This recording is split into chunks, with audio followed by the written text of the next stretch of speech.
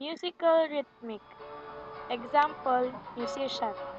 This area has to do with sensitivity to sounds, rhythms, tones, and music.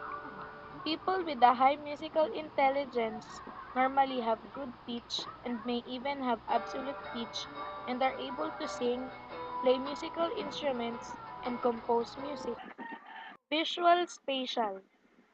Example, navigator. This area deals with spatial judgment and the ability to visualize with the mind's eye. Verbal linguistic.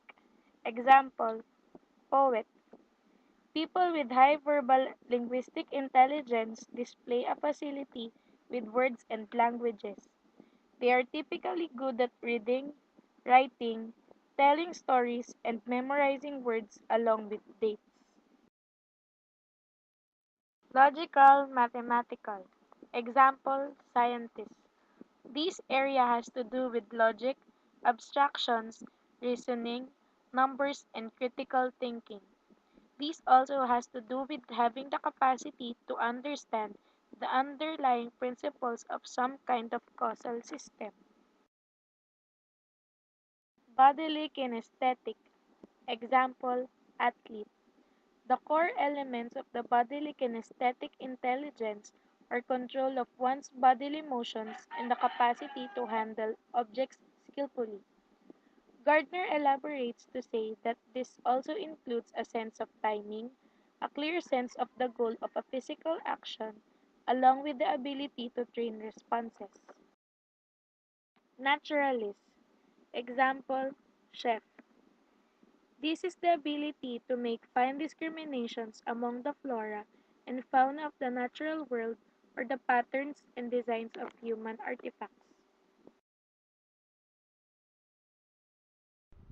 Interpersonal.